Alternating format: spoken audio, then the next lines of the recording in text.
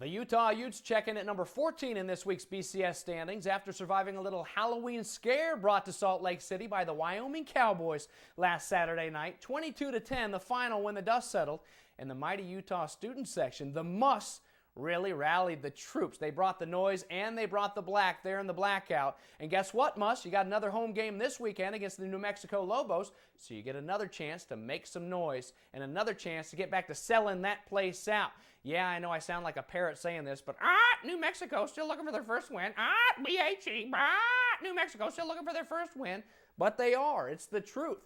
Mike Locksley still winless as a head coach there in his first year in Albuquerque. But look for Carmen Messina. There's one bright spot for the New Mexico Lobos. The linebacker, just a sophomore, 108 tackles right now. That puts him at number 2 in the nation. He'll have his eyes open definitely for Eddie White. He's been great ever since taking over for the injured Matt Asiata. Another 100-yard game for him. David Reed continues to be just fantastic at the wide receiver position. And the defense of Kalani Sitake is really doing its job, especially when it comes to third downs. Now, here's where it gets interesting. Jordan Wynn, you remember that name? The guy who was named the starter for Utah during two-a-days, only to lose the job to Terrence Kane, who went 7-1 as a starter.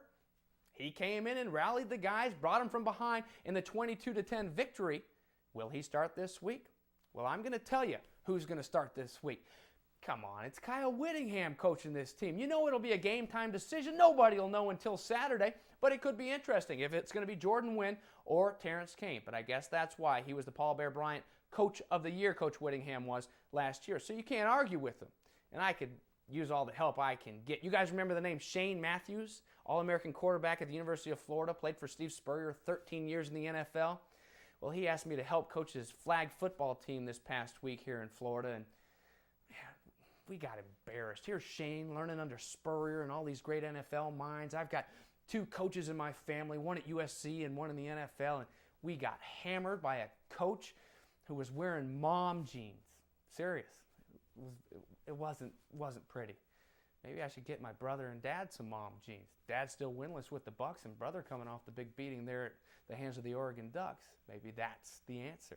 Not for Coach Whittingham. He's the second most fit coach in the nation. That's true. Look it up. He doesn't need the mom jeans. He needs to keep his Utes right on track and beat New Mexico before heading to Fort Worth to take on those TCU Horned Frogs. A big one. They can't look ahead.